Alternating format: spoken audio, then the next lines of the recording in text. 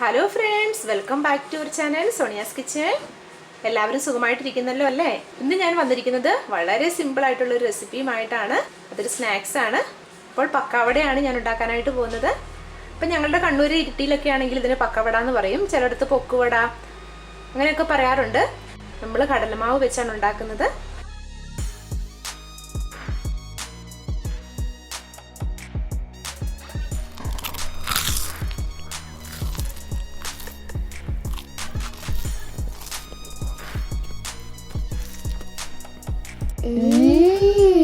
അപ്പൊ അതിനായിട്ട് ഞാനിവിടെ 1 കപ്പ് കടലമാവാണ് എടുത്തിരിക്കുന്നത്.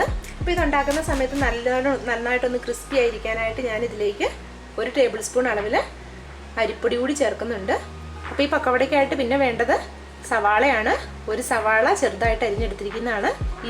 ഇഞ്ചിയും അതുപോലെ തന്നെ കനം കുറച്ച് ചെറുതായിട്ട് അരിഞ്ഞെടുത്തിരിക്കുന്നതാണ്. നമ്മൾ അതുണ്ടാക്കി വരുമ്പോഴേക്കും നമുക്ക് അപ്പോൾ അത് ഉണ്ടാക്കിയെടുക്കുന്ന കൂടുതൽ അത് നമുക്ക് കടിച്ച് കിടക്കുമ്പോഴത്തേക്ക് നമുക്ക് കഴിക്കാൻ ഒരു സുഖം തോന്നത്തില്ല. അപ്പോൾ അതുകൊണ്ട് തന്നെ ഈ സവാള ഇതൊക്കെ ചെറുതായിട്ട് വേണം വരിഞ്ഞെടുക്കാനായിട്ട്. പച്ചമുളക്, അത് 3 ചെറിയ പച്ചമുളകാണ് എടുത്തിരിക്കുന്നത്. 2 തണ്ട് കറിവേപ്പില, അതൊന്ന് കട്ട് ചെയ്തിട്ടിരിക്കുന്നതാണ്. ഒരല്പം മല്ലിയില നമുക്ക് ഓപ്ഷണലാണ്. മല്ലിയിലയും ഒന്ന് ചെറുതായിട്ടൊന്ന് കട്ട് ചെയ്തിട്ട് വേണം ഇടാനായിട്ട്. പിന്നെ വേണ്ടത് ഉപ്പാണ്. ഫ്രൈ ചെയ്യാൻ ആവശ്യമായിട്ടുള്ള വെളിച്ചെണ്ണ അല്ലെങ്കിൽ ഓയില്. പിന്നെ നമ്മൾ ചേർക്കുന്നത് ഒരല്പം കാശ്മീരി ചില്ലി പൗഡറാണ്. ഒരു കളറിന് വേണ്ടി നമ്മൾ കുറച്ച് മുളക് പൊടിയും കൂടി ചേർത്ത് കൊടുത്താൽ മതി. ഞാൻ വളരെ കുറച്ചേ ചേർക്കുന്നുള്ളൂ മുളക് പൊടി. 1/2 ടീസ്പൂൺ അളവിലുള്ള മുളക് പൊടി മതി. അതുകൂടി ചേർത്ത് കൊടുക്കാം. ഇതെല്ലാം കൂടി ഒന്ന് മിക്സ് ചെയ്യണം. ഈ സവാള നമ്മൾ അങ്ങനെ ചേർക്കുന്നില്ല. ഇതിലേക്ക് എന്തുമാത്രം ഉപ്പാണോ നമുക്ക് ആവശ്യമായിട്ടുള്ളത് ആ ഉപ്പ് ചേർത്ത് കൊടുത്ത് നന്നായിട്ടൊന്ന് കൈകൊണ്ട് തിരുമ്മിയെടുക്കാം.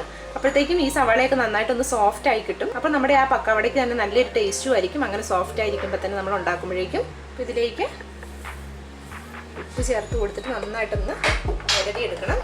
സ്പൂൺ കൊണ്ടൊക്കെ ഇട്ട് തിരുമ്മിക്കഴിഞ്ഞാൽ അത് അത്രയും അങ്ങ് സോഫ്റ്റ് ആയി കിട്ടത്തില്ല. അതുകൊണ്ടാണ് കൈകൊണ്ട് തന്നെ തിരുമ്മിയെടുക്കണം എന്ന് പറഞ്ഞത്.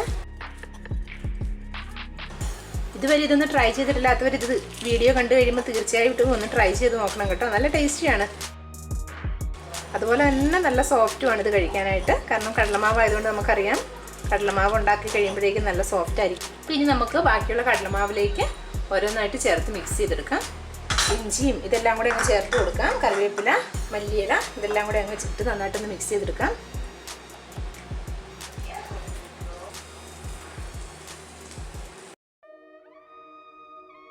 സവാള കൂടി ചേർത്ത് കൊടുക്കാം ഇതിലേക്ക്. നമ്മളിത് പിഴിഞ്ഞ് കളയൊന്നും വേണ്ട, ജസ്റ്റ് ഒന്ന് ഇങ്ങനെ വെച്ചാൽ മതി. അപ്പോൾ ഇച്ചിരി നേരം ഇരിക്കുന്ന ആ സമയം കൊണ്ട് തന്നെ ഒന്നുകൂടി അത് നല്ല സോഫ്റ്റ് ആയിട്ടുണ്ട്. അതിൻ്റെ ആ വെള്ളമൊക്കെ ഇറങ്ങിയിട്ടുണ്ട്. ഇനി ഇത് നന്നായിട്ടൊന്ന് മിക്സ് ചെയ്തെടുക്കാം. അപ്പോൾ ഇതിലേക്ക് ഇനി കുറേശ്ശെയായിട്ട് വെള്ളം ഒഴിച്ച് കൊടുക്കണം. അപ്പം വെള്ളം ഒഴിക്കുമ്പോൾ ഒന്നിച്ച് ഒഴിക്കരുത്, കുറച്ചായിട്ട് വേണം ഒഴിക്കാനായിട്ട്. അപ്പം വെള്ളം കുറേശ്ശെയായിട്ട് ഒഴിച്ച് കൊടുക്കാം. അപ്പോൾ ഇതിൻ്റെ ഒരു കൺസിസ്റ്റൻസി എന്ന് പറയുന്നത് ഇതുപോലെ ആയിരിക്കണം. ഒരുപാട് അങ്ങ് വെള്ളം ഉണ്ടാവരുത്. കാരണം സാധാരണ നമ്മൾ കടകളിൽ നിന്ന് കഴിക്കുമ്പോൾ എന്ന് വെച്ചാൽ ഇതിന് ആ ഒരു കറക്റ്റായിട്ടുള്ള ഒരു ഷേപ്പിലല്ല, അവർ നമ്മൾ ജസ്റ്റ് കൈകൊണ്ട് തന്നെ ഇങ്ങനെ അങ്ങ് ഇടുകയാണ് ചെയ്യുന്നത്. അപ്പോൾ ആ ഒരു എല്ലാം ഒരേ ഷേപ്പിലൊന്നും ആയിരിക്കത്തില്ല. ഈ ബാറ്ററിൻ്റെ ഒരു കൺസിസ്റ്റൻസി എന്ന് പറയുന്നത് ഈ ഒരു പാകത്തിലായാൽ മതി.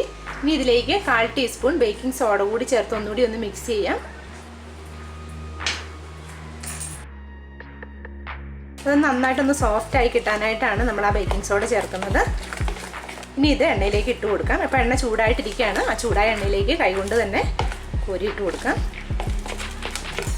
അപ്പോൾ ഞാനിത് കുറച്ച് കൈകൊണ്ട് തന്നെ അങ്ങ് എടുത്തിട്ട് കൊടുക്കുകയാണ്. ഇതുപോലെ കുറച്ചെടുത്തതിന് ശേഷം നമുക്ക് ഇതുപോലെ ഇട്ട് കൊടുക്കാം. അപ്പോൾ ഒരുപാട് വലിപ്പം വേണ്ട, ചെറുതായിട്ട് അങ്ങ് ഇട്ടാൽ മതി കേട്ടോ. ഇതൊന്ന് അടിക്കുന്ന മറിച്ചുകൂടി ഒന്നിട്ട് കൊടുക്കാം. അപ്പം നമ്മുടെ പക്കവട എല്ലാം നമ്മൾ ഉണ്ടാക്കി കഴിഞ്ഞു. അപ്പം നമ്മുടെ പക്കവട റെഡി ആയിട്ടുണ്ടല്ലോ. ഇഷ്ടമായിട്ടുണ്ടെങ്കിൽ ലൈക്ക് ചെയ്യാനും ഷെയർ ചെയ്യാനും കമന്റുകളും അറിയിക്കാൻ മറക്കല്ല.